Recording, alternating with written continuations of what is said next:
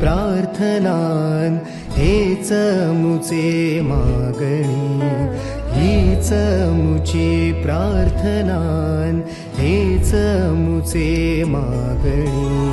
माणसाने माणसाशी माणसासम वागणे,